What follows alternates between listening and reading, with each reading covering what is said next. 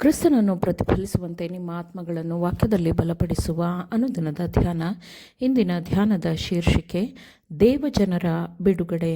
ಈ ದಿನದ ದೇವರ ವಾಕ್ಯ: ಅಪಾಯ ಕಾಲದಲ್ಲಿ ಆತನು ನನ್ನನ್ನು ಗುಪ್ತ ಸ್ಥಳದಲ್ಲಿ ಅಡಗಿಸುವನು, ತನ್ನ ಗುಡಾರವೆಂಬ ಆಶ್ರಯ ಸ್ಥಾನದಲ್ಲಿ ನನ್ನನ್ನು ಭದ್ರಪಡಿಸುವನು, ಪರ್ವತಾಗ್ರದಲ್ಲಿ ನನ್ನನ್ನು ಸುರಕ್ಷಿತವಾಗಿ ಇರಿಸುವನು.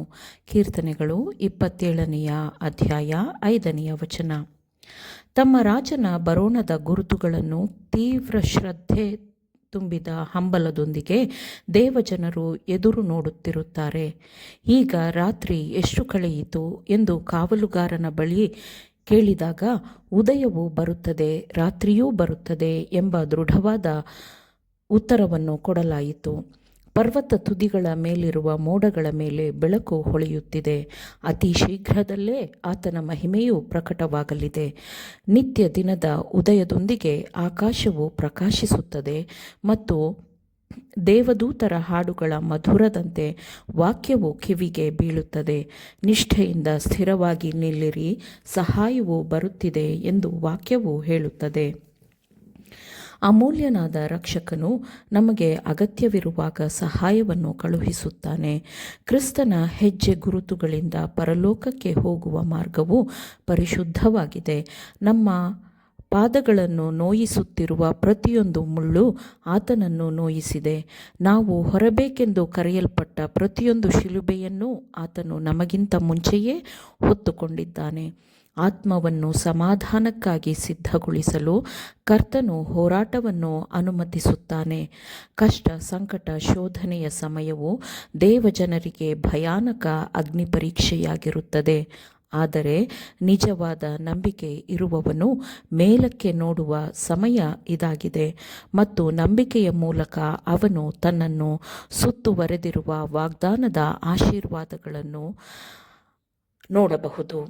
ತನ್ನ ಜನಗಳ ವಿರುದ್ಧ ಈ ಲೌಕಿಕ ಅಧಿಕಾರದ ಗುಂಪುಗಳು ಸಿದ್ಧಗೊಂಡಿರುವಾಗ ತನ್ನ ಜನಗಳು ಎದುರಿಸಬೇಕಾದ ಕಷ್ಟ ಸಂಕಟಗಳ ಮೇಲೆ ಎಲ್ಲ ಕಾಲಗಳಲ್ಲಿಯೂ ದೇವರು ಗಮನವಿಟ್ಟಿದ್ದಾನೆ. ಸೆರೆಯಾಳುಗಳಂತೆ, ದೇಶಭ್ರಷ್ಟರಂತೆ ಅವರು ಹಸಿವಿನಿಂದ ಅಥವಾ ಹಿಂಸೆಯನ್ನನುಭವಿಸುತ್ತಾ ಸಾವಿನ ಭಯದಲ್ಲಿರುತ್ತಾರೆ. ಆದರೆ ಇಸ್ರಾಯೇಲರ ಕಣ್ಣು ಮುಂದೆ ಕೆಂಪು ಸಮುದ್ರವನ್ನು ವಿಭಜಿಸಿದ ಪರಿಶುದ್ಧನು ತನ್ನ ಪ್ರಬಲವಾದ ಶಕ್ತಿಯನ್ನು ಪ್ರಕಟಪಡಿಸುತ್ತಾನೆ. ನಾನು ಕಾರ್ಯ ಸಾಧಿಸುವ ದಿನದಲ್ಲಿ ಅವರು ನನಗೆ ಸ್ವಕೀಯ ಜನರಾಗಿರುವರು. ಒಬ್ಬನು ತನ್ನನ್ನು ಸೇವಿಸುವ ಸ್ವಂತ ಮಗನನ್ನು ಕರುಣಿಸುವಂತೆ ನಾನು ಅವರನ್ನು ಕರುಣಿಸುವೆನು ಎಂದು ಕರ್ತನು ಹೇಳುತ್ತಾನೆ. ಈ ಸಮಯದಲ್ಲಿ ಕ್ರಿಸ್ತನ ನಂಬಿಗಸ್ತ ಸಾಕ್ಷಿಗಳ ರಕ್ತವು ಸುರಿಯಲ್ಪಟ್ಟರೆ ಅದು ದೇವರಿಗಾಗಿ ಸುಗ್ಗಿಯನ್ನು ಕೊಡಲೆಂದು ಸುರಿಸಿದ ಭಕ್ತರ ರಕ್ತವು. ಈ ಸಮಯದಲ್ಲಿ ಕ್ರಿಸ್ತನ ನಂಬಿಗಸ್ತ ಸಾಕ್ಷಿಗಳ ರಕ್ತವು ಸುರಿಯಲ್ಪಟ್ಟರೆ ಅದು ದೇವರಿಗಾಗಿ ಸುಗ್ಗಿಯನ್ನು ಕೊಡಲೆಂದು ಸುರಿಸಿದ ಭಕ್ತರ ರಕ್ತವು ಬೀಜಗಳಾಗಿರುವಂತೆ ಇರುವುದಿಲ್ಲ. ಅವರ ನಿಷ್ಠೆಯು ಸತ್ಯವನ್ನು ಮನವರಿಕೆ ಮಾಡಿಸುವ ಸಾಕ್ಷಿಯಾಗಿರುವುದಿಲ್ಲ. ಯಾಕೆಂದರೆ ಕೃಪೆಯ ಅಲೆಗಳು ಹಿಂದಿರುಗದೆ ನಿಂತು ಹೋಗುವವರೆಗೂ ಜನರ ಹಠಮಾರಿ ಹೃದಯವು ಕಠಿಣವಾಗಿರುತ್ತದೆ. ನೀತಿವಂತರನ್ನು ಈಗ ತಮ್ಮ ಶತ್ರುವಿಗೆ ಬಲಿಯಾಗಲು ಬಿಟ್ಟರೆ ಅದು ಅಂಧಕಾರ ರಾಜನಿಗೆ ಜಯವಾಗಿರುತ್ತದೆ. ಆದರೆ ಅಪಾಯ ಕಾಲದಲ್ಲಿ ಆತನು ನನ್ನನ್ನು ಗುಪ್ತ ಸ್ಥಳದಲ್ಲಿ ಅಡಗಿಸುವನು, ತನ್ನ ಗುಡಾರವೆಂಬ ಆಶ್ರಯ ಸ್ಥಾನದಲ್ಲಿ ನನ್ನನ್ನು ಭದ್ರಪಡಿಸುವನು ಎಂದು ಕೀರ್ತನೆಗಾರನು ಹೇಳಿದ್ದಾನೆ. ನನ್ನ ಜನರೇ, ಬನ್ನಿರಿ, ನಿಮ್ಮ ನಿಮ್ಮ ಕೋಣೆಗಳಲ್ಲಿ ಸೇರಿ ಬಾಗಿಲು ಮುಚ್ಚಿಕೊಳ್ಳಿರಿ.